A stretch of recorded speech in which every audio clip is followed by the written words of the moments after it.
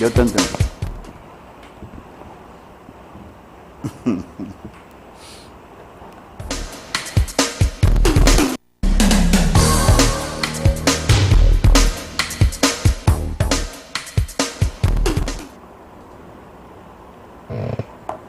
Mis amigos, ¿qué tal? Buenas tardes, una vez más con ustedes en este su espacio Turno Libre. Hoy es miércoles, ya estamos... Un miércoles que representa el mediado de semana. Estamos a 3. Sí, ya estamos a 3 y el mes de mayo empezó con energía. Las flores de mayo. Las flores de mayo. Empezó con ese mayo virtuoso que engrandece la naturaleza divina. Siempre caen muchas lluvias. Sí. Siempre en las tradiciones nuestras, abril y mayo han sido los meses de mayor que se tenía como las áreas donde caían más aguas. Y ahora... No, las aguas más fuertes. Las más fuertes. No es que caiga más agua. Que sí, no, y más fuerte. Y, sí. Y llovía con muy continuo.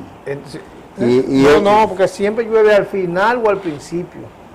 No, de mayo, sí, Félix. Las grandes lluvias son a final de mayo. Siempre los días de la madre cae es que tú lo estás viendo en la época tuya, no en la época de nosotros. Félix, siempre, en todas las épocas. No de los muchachos como nosotros. ¿Sabes? No, que tú tienes 17 años. Ah, yo no te lo ves.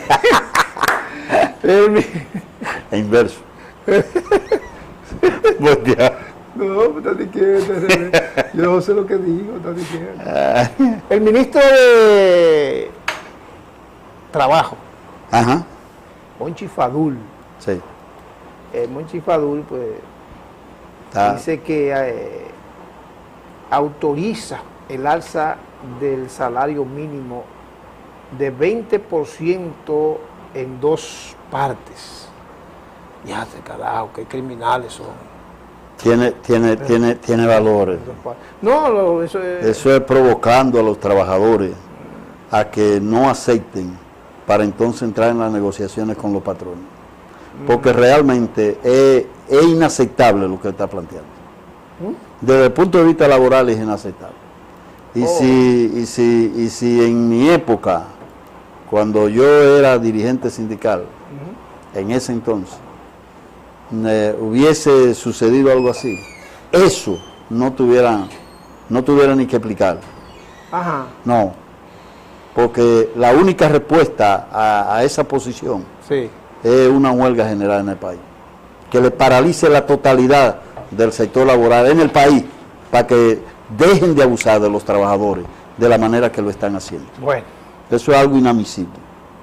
Bueno, hay muchas cosas. El aspecto del aumento de salarios, una lucha, tiene 3 años.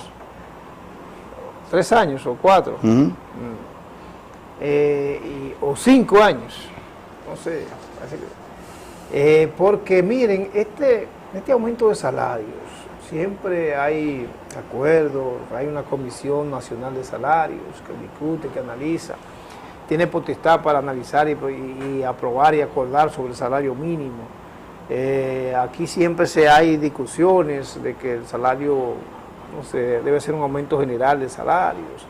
Aquí siempre están esa propuesta, aquí hay siempre los argumentos de que aumento salarial significa aumento de la canasta familiar, aumento de los productos. Ellos se están aprovechando de 2 cosas. Primero, de que no hay una central general de trabajadores, como era la Central General de Trabajadores CGT. Segundo, que no hay un movimiento organizado y se están aprovechando de ese sector. Y los dirigentes que hay están tan acomodados que no se atreven a crear, tienen la base estructurada para crear un movimiento de consecuencia mayor y no tienen la capacidad para crearlo, porque se han aburguesado una parte de ellos y eso le ha creado una dificultad. Ahora, la burguesía. Sí. Se han aburguesado también muchos de los dirigentes. El problema es de que se han acomodado a la vida fácil, pero no han visto la realidad del movimiento obrero. Y el movimiento obrero disperso, sin organización, le hacen 70.000 propuestas y ninguna tiene validez. Porque atreverse un encargado de asunto laboral a plantear una decisión así es algo que contradice. ¿Cuál es el encargado de asunto laboral? Sí, sí, lo que dijo Monchi. El ministro. ¿El ministro? No, pues no le baja de categoría, ¿no? ¿Pero qué categoría? Anda, pero tú viniste rabioso. No, hombre, que uno se indigna cuando uno ve cosas de esa naturaleza que no debe existir. Pues los trabajadores están pidiendo, ahora es porque el problema es con diálogo, es con persuasión, es buscando cosas y engañando a la... No, así no. Es así la cosa. Así no. Aprende, porque tú tienes que entender dos cosas. Así no. Dentro de esas dos cosas que tienes que aprender es eso. Es que siempre hay en todo contexto, hay dos posiciones, una posición empresarial, una posición obrera, de los obreros. Son dos roles diferentes, entonces ellos están, el Estado está en el centro como juez, y entonces pues tiene que jugar un rol. Esas discusiones se llevaron ahí, que llevaron a hacer todos estos análisis, pues entonces esas discusiones son las que se están valorando, y entonces tú tienes que entender que dentro de ese marco es que se está llevando, se están manejando las cosas. Las cosas tienen que manejarse, Félix, con la prudencia, como está establecido, como está bajo el orden, ¿verdad? Porque eso es lo que está. Ahora, ¿qué tú puedes decir? Eso es verdad. Hoy no hay una central sindical clasista, hoy no hay una central sindical que realmente tenga las estructuras, porque cambiaron, Félix, las condiciones cambiaron, y te lo dije en la... La hicieron cambiar. No fue que cambiaron, la hicieron cambiar. Es que cambian. No, la hicieron cambiar. Las cosas no cambian porque se produce. No, Félix, es la naturaleza que tiene sus cambios naturales. Eso es una ley natural. No. Claro, eso Félix, que está ahí no es una naturaleza. Es parte de un plan diseñado a largo plazo y desarrollado para que se produzca eso. No me digas que la cosa cambia. No, es que esos procesos dialécticos que tú estás definiendo son contrarios. Escúchame, Félix, yo no voy a discutir dialéctica. Pero claro. Muchas gracias. Muchas gracias. Entonces tú me estás diciendo, mira, hay cambios naturales de la naturaleza. O sea, tú me vas a decir que los problemas sociales que se han producido es producto de los cambios naturales que ha producido la dialéctica. ¿Y qué parte de esos cambios? Es producto de eso. Es increíble.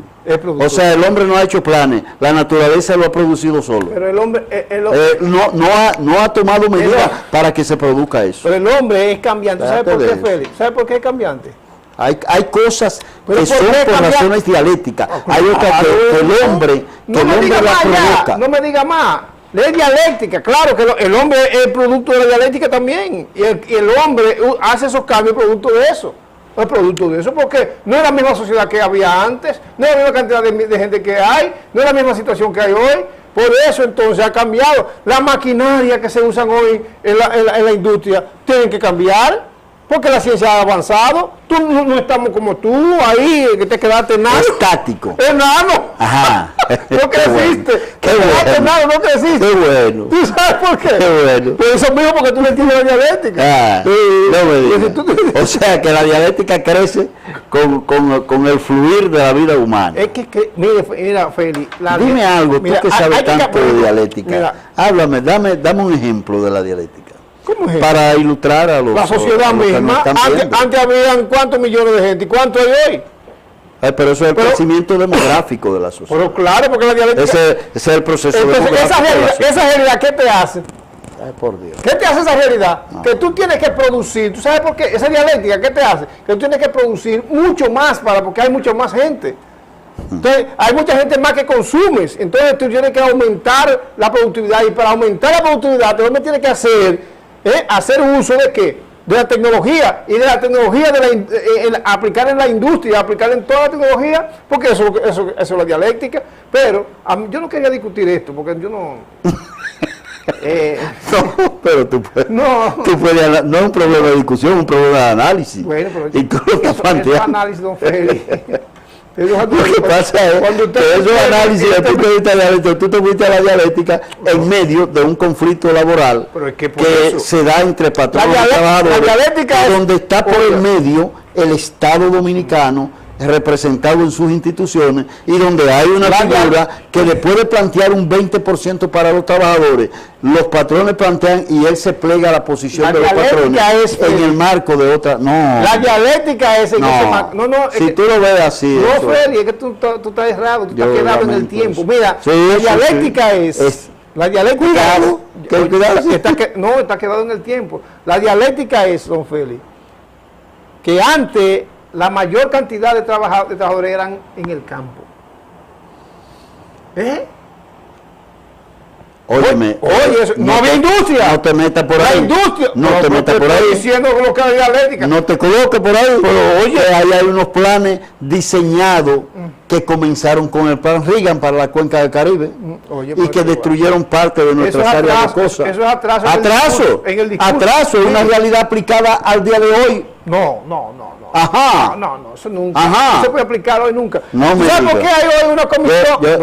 Y todavía, y adaptándola a ese proceso, y provocaron emigración. Vamos a ver a Héctor Sánchez. No te metas por ahí. No, pues vamos a ver a Héctor Sánchez, porque este señor está volviendo para el discurso de atrás. Sí. Hace tiempo que cayó. Y sigue vigente todavía. No, Félix. Y está vigente. No. Desde el ángulo que no puede ser, Félix, la dialéctica tumbó eso. Incluyendo la tecnología que la aplicaron en base a eso. Vamos a escuchar a Héctor Sánchez. Adiós. Bueno, el movimiento patriótico cívico que se ha dado en los últimos años, considerado uno como lo más grande, que es la llamada Marcha Verde, unifica a sectores pobres, desplazados y a clase media en una lucha muy justa, que es una lucha por el buen manejo de los impuestos que pagamos los y las dominicanos y dominicanas a los gobiernos, para que no lo desvíen hacia fines particulares vía la corrupción administrativa.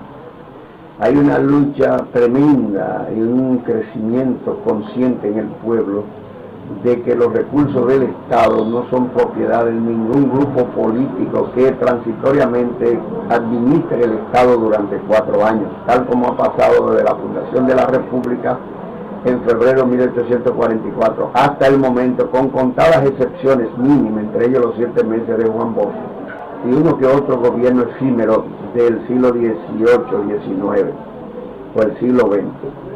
Esta lucha contra la corrupción y contra la impunidad es de mucho valor desde el punto de vista social y para la mejoría significativa de los más pobres del país, y sobre todo los pobres de solemnidad, que son los que viven por debajo de los límites de la pobreza, que es lo que se llaman aquí los miserables, o los sectores de subsistencia. Si el Estado, como se ha calculado a nivel de los organismos de Naciones Unidas, Banco Mundial, Fondo Monetario Internacional, en el Estado se dilapidan por mal uso y robo más del 30% del presupuesto anual, que para este año estamos hablando de un presupuesto de 761 mil millones, un 30%, estamos hablando que son alrededor de 200 mil millones y pico de pesos, que en un país pobre muchos recursos, y esos recursos que se dilapidan para uso personal o se malgastan, se usan mal en cuanto a sobrevaluaciones de obra o desvío de fondos de manera fraudulenta, usted lo dedica a esos recursos enormes, más de 200 mil millones de pesos, a mejorar la salud, la educación, a construir vivienda de bajo costo para los pobres, a resolver el problema de todas esas familias que están ubicadas en sitios vulnerables a la orilla de los ríos y de cañadas, que cuando llueve pasa lo que estamos viendo ahora en estos días lluviosos, que ponen en peligro la vida y los ajuares de esa familia, que nadie acude en favor ni en auxilio de ella. Si se dedicaran a mejorar las condiciones de vida de los pobres y a aumentar la calidad y la cantidad de servicios sociales para la población media, los clases obreras y los empleados y chiriperos, otra cosa fuera la situación de esa gente. Y el estado de pobreza y la cantidad de pobres se fuera disminuyendo progresivamente en República Dominicana, Sin embargo, la pobreza aquí se mantiene estancada, no se supera. Y desde el punto de vista de la calidad de la pobreza, es decir, los problemas carenciados que la gente no puede resolver, va empeorando constantemente. De manera que la Marcha Verde, ese movimiento social, en la medida que envuelva más sectores sociales, libre de los partidos políticos, sobre todo los partidos políticos tradicionales, que han sido los responsables de esta crisis y de este robo y saqueo del Estado, pues se hará un movimiento más fuerte, y debemos tratar por todos los medios de que realmente ese movimiento cívico logre resultados tangibles que se puedan medir y que se puedan llevar a la cárcel y expropiarle los bienes que se han robado a los que han participado en los últimos 20 años en el saqueo del Estado, en todas estas corruptelas que todo el mundo conoce, lo que pasó con las sobrevaluaciones de obras, la universidad, el Teatro Nacional y Bellas Artes y muchísimos edificios que manejó el gobierno del PLD de Leonel, así como todas estas sobrevaluaciones que hizo la Odebrecht a través de más de 25 obras en todo el país, y los sobornos que esta dio, así como la sobrevaluación del Darío Contreras, que lo hizo la Oficina Supervisora de Obras del Estado, y de otras obras hizo en el pasado, igual que el robo, la sobrevaluación a los aviones tucanos, en la que están involucrados legisladores, en la que están involucrados funcionarios cívicos, civiles y militares del gobierno de ese entonces. Todas estas acciones de corrupción connotadas, palpables, fácil de verificar a través de la Cámara de Cuentas de la República, a través de la Contraloría General de la República, deben ser sancionadas, porque hasta que no se traduzca la justicia, no se le apliquen sanciones de cárcel, de multa, y se les expropien los bienes que se han apropiado de manera incorrecta, de manera fraudulenta, estos funcionarios públicos, aquí no va a pasar nada y la corrupción va a seguir y la impunidad va a seguir. Aquí hay leyes para controlar y combatir la corrupción en cantidad enormes. Hay decretos, leyes, resoluciones, el Código Civil, la Constitución de la República, y sin embargo ninguna se aplica, porque la mayor corrupción pública la cometen funcionarios de los gobiernos, y entonces quienes administran las leyes son jueces, que precisamente los gobiernos son los que lo designan, porque no hay un ministerio público independiente del Poder Ejecutivo, y las grandes cortes son designadas por funcionarios que el presidente de la República o el Congreso designa, que siempre son miembros que pertenecen al partido de poder.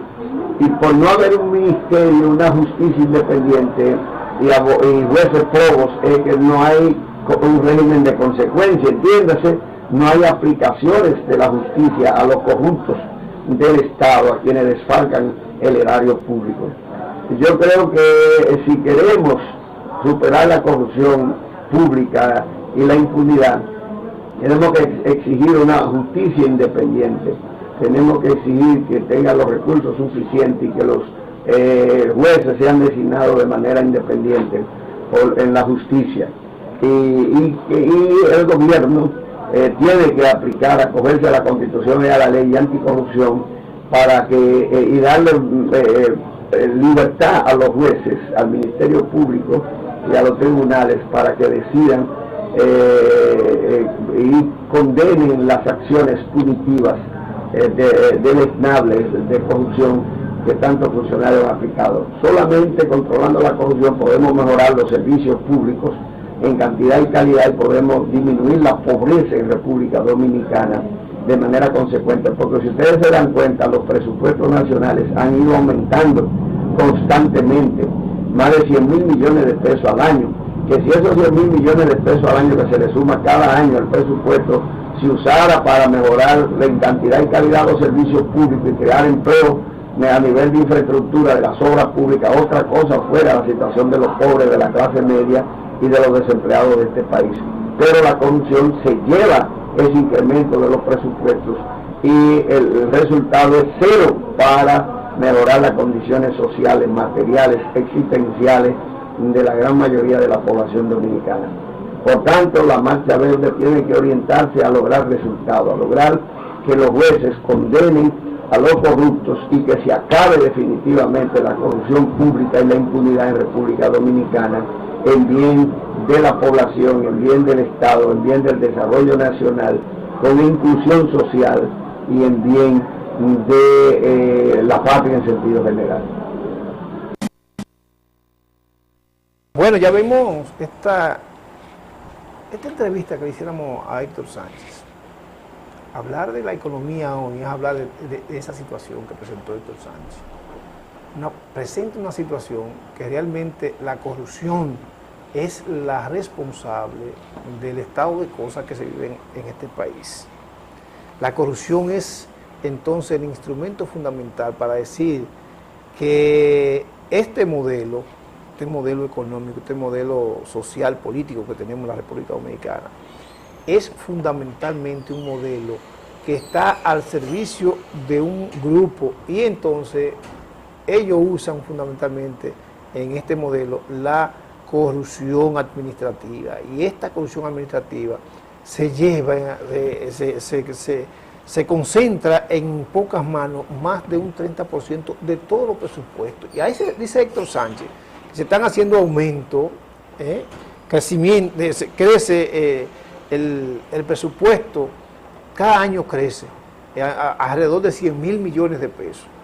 Y entonces ese crecimiento es para uso de la corrupción, para pagar, porque además de eso no se conforma con el presupuesto nuestro, también se coge prestado, entonces también nos endeudamos y ese uso constante es lo que hace que haya muchos problemas en esta situación. Tenemos una llamada, buenas tardes. Buenas tardes.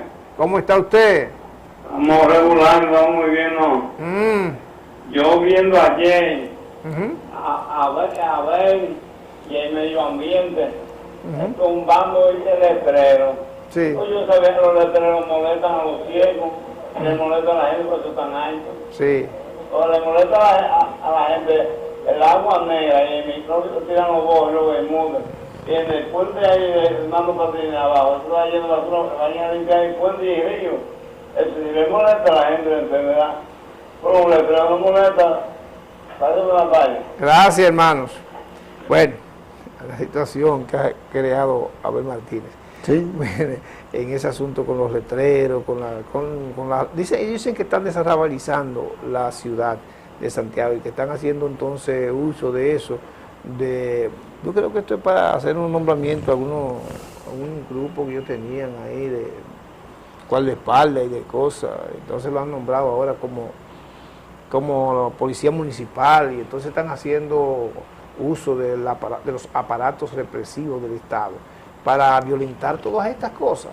Yo creo que sí, que Abel debe reflexionar en eso y que los asesores de Abel pues deben tomar en cuenta esto. Hay que decir que... Sin embargo, hay algo que es bueno tomar en cuenta, es decir, en la parte de la arrabalización de la ciudad, el problema no es, si queremos un Santiago con un nivel de transparencia, de naturaleza hermosa, entonces alguien tiene que pagar el precio por el manejo y la forma en que se desarrolla. Eso es algo que hay que tomarlo en cuenta.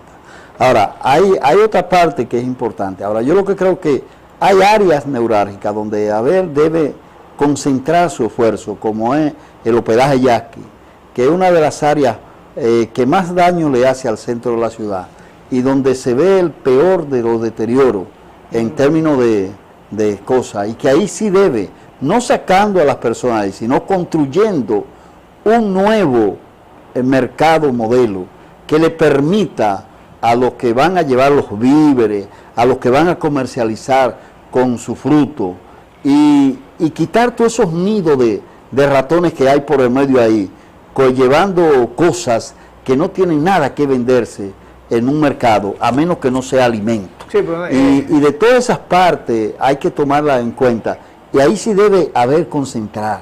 Pero en el aspecto de la belleza de la ciudad, de quitar los tantarines, de todas esas cosas, yo estoy totalmente, tarantines y todas estas cosas, yo estoy totalmente de acuerdo. Porque de verdad hay cosas que necesitan se toma. Yo vi ahí en Gurabito que están, es verdad, apiando los letreros. Ahora, letreros que datan de qué tiempo y de qué forma están instalados. Eso es otro nivel que hay que tomarlo muy en cuenta. Y a veces alguien tiene que pagar el precio para eso. Pero, y vi que están descongestionando a Gurabito para que el peatón también tenga un medio de circulación más adecuado y pueda accesar a los negocios que muchas veces tapan el centro de los negocios reales que existen en la comunidad. Hay muchas cosas. Y es un asunto que hay que aprender a verlo. Lo que decía el señor, don Félix, entonces ya se fue por otro lado.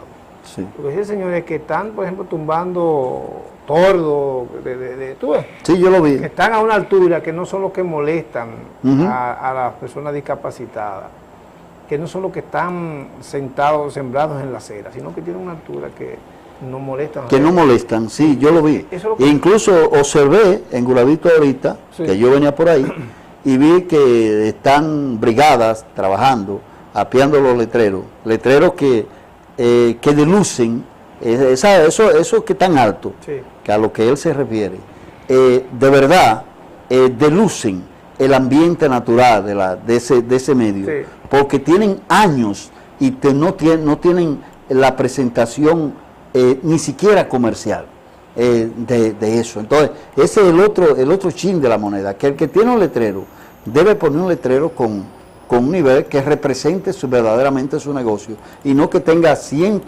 cantidad de tiempo y que lo deje ahí vuelto un desastre, que le quita la belleza natural al ambiente que debe presentar una provincia que es la segunda capital del país y que requiere de un nivel de belleza normal. Con esto no estoy dándole ala ni a Abel ni a nadie, estoy partiendo de lo que es una ciudad que de verdad, donde vienen personalidades de diferentes extractos, de diferentes países, que debe tener esta presentación, otra visión de lo que es una provincia y no un vertedero como lo que anteriormente había y lo que hay ahora. Si usted compara eso, hay una diferencia. Por eso le digo yo a usted, don Félix, que siempre hay que estar adaptado a las realidades. Sí. La realidad es que Dígame. aquí hay un modelo económico donde no existen, donde existe la pequeña, la micro, mediana empresa, que es más de un 39% de las empresas tienen esas categorías. Por eso ustedes ven que las empresas están un pequeño salón, está una cosa, pero está un colmado, está un Sí. torrillo, está una mesa que ponen ahí a vender plátanos, de yuca, de cosas así. Porque hay esa característica aquí, porque somos un país subdesarrollado y no hemos todavía implementado. Si usted me dice, ¿cuántas grandes industrias hay en la ciudad, en esta ciudad? Esta o tal, ¿cuál es? Están llamando. Entonces, por eso, no digo que hay que tomar muy en cuenta esa realidad. Buenas tardes. Buenas tardes. Sí, Yo lo voy a llamar como el señor allá suyo. sí. Habló, pero a mí me gustaría el Puente Viejo, a los ríos del medio ambiente, se da vergüenza, es un hombre serio, pues yo no sé nada más sin vergüenza. Exacto. A ver, de ningún lado, ni ese es serio. Ok. Vayan de los ríos, a los bojos, vayan a los Bermudas, esos grandes, tienen el río con basura, pues ellos no van. A los pendejos van Es así, es así. No, gracias. Bueno, nos estamos en un tema nosotros. Un tema Que complicado. Félix cogió el tema que le puso el señor, Félix lo cogió para debatir, discutir. y No, analizar. para ampliar. Ok, mire, pero estábamos en el tema de la economía, del modelo económico, situación, y eso, de la corrupción, de hasta dónde llega esos elementos. Buenas tardes. Buenas tardes. Sí, ¿cómo está? Pues, Yo te hay aquí en la América. Mire, ustedes que están hablando, y es verdad, de que Santiago por ahí un lado hay que desahogarlo.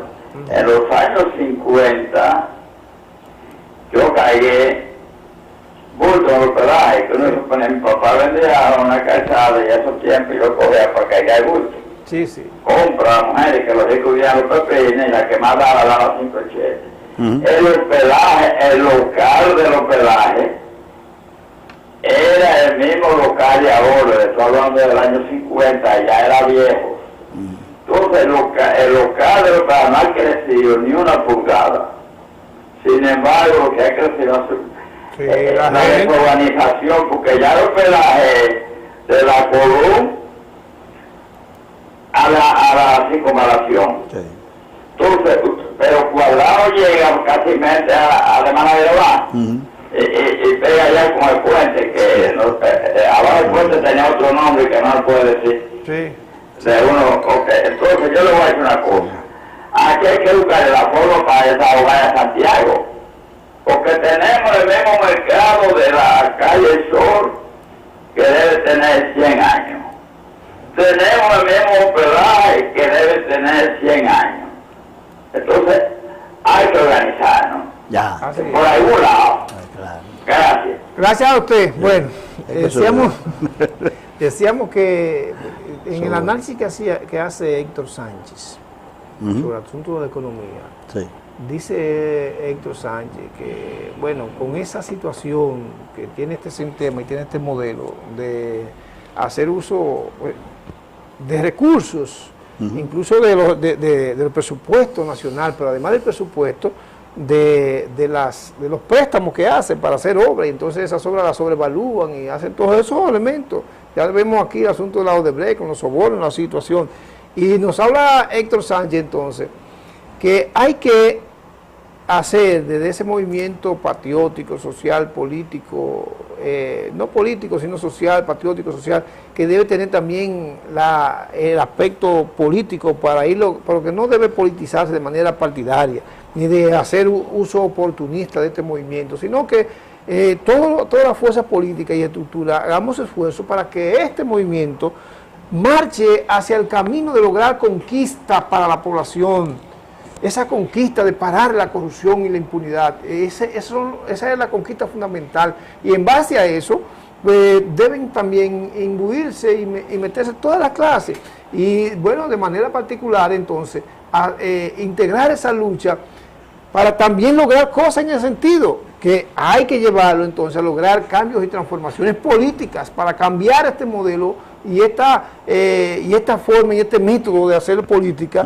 de manera que esto sea lo que sirva para lograr realmente lo que este pueblo necesita, lo que esta sociedad necesita, que es mejorar sus condiciones de vida, ¿verdad? Que es tener vivienda, una vivienda digna, ¿verdad? Digna. Es tener, no vivienda de esa como que tienen a mucha gente, que tiene una verja que No como la que se construye en Contable Palma, ni la que hacen con dos cositos, con un cuartito. Pero yo estaba diciendo eso hay que cambiarlo, ¿verdad? Pero entonces no, que digna no significa, ¿verdad? Que usted tenga una casa donde con la verja usted hace un edificio. No. Pero que gastan en la verja usted hace un edificio. No, así no. Es verdad que hay mucha inseguridad y que hay problemas, pero no en extremo. Así no puede ser. Entonces, de eso se trata, de que trabajemos, de que el movimiento verde se integre en cada día más sectores, todos estos sectores que tienen necesidades particulares, los obreros, ¿verdad? Los obreros. Sí. Porque es que hoy no hay estructura obrera, Félix. Y es algo que... No hay sindicatos. Que realmente la sociedad... Porque la tecnología ya lo abolió eso. No es eso. Es que todavía estamos... Si caemos en eso, voy a volver de nuevo a tener que decirte que todo lo que está ahí diseñado en el mundo es sobre la base de un plan para llevar a la gente a una situación desagradable y desastrosa. Porque aquí el mundo está dividido en 3 grandes grupos. La G20, la G12 y la G8. No. Y posiblemente la más grande. No, hay otro mundo. ¿Cuál es el otro mundo? Son 3 mundos. No, 3 mundos. Ya ahí está. No, ¿cuál es el mundo? Y esos son los que controlan todo el escenario. Usted olvidó la teoría de Mao, el camarada Mao. Usted olvidó eso ya. No. Usted cambió el mundo, ¿lo ve? Es que dentro de ese marco... Mire, hay un mundo enorme. Yo le estoy hablando de la economía. Yo le estoy hablando en términos del control de la economía del mundo. Lo que hacen los planes, lo que compran los científicos y se apoderan de la idea y después lo matan, si tienen que matar, para que lo apliquen. Ok. ¿Usted no lo sabía eso? No sé. Pues sépalo. No sé de eso, no. Ah. ¿Usted qué sabe de eso? No, y usted también, usted sabe de eso. Usted sabe de eso. ¿Usted qué sabe de eso? Vamos a dejarlo ahí, que usted que sabe. De esos planes, usted que sabe. Yo nunca he estado en esos planes. No he planificado nada de eso. Bueno, entonces, Movimiento Verde tiene que continuar. Hay una marcha, la próxima marcha del Movimiento Verde es el próximo 21 de mayo. Ya va caminando, estamos a la ley de 15 Está días. en Asua. A la ley de en 20 Asua. días, de 18 días. Ya estamos a 3. Entonces, sigue siendo la misma demanda, ¿verdad? Sí. La demanda es parar la corrupción. Sí. Entonces, hasta que no logremos parar la corrupción, entonces va a haber, tiene que haber cada día más integración del pueblo, tiene que haber más conciencia del pueblo para hacer acciones que siempre estén dentro del marco, ¿verdad? De crear la conciencia y de servir de presión. Y lo lindo de eso es que todos los pueblecitos de la provincia de Asua están preparados para asistir a eso. ¿Usted sabía de eso? Adiós, están en eso. Bueno, no nada más de Asua, porque es de la región sur, de Barahona. Y en Barahona está Fondo Negro, está Salinas, está Vicente Noble, está Peñón, está... Sí, no. Va a ser Apolo, Polo Barahona, está Enriquillo, toda la Neiva. está Galván, Neiva.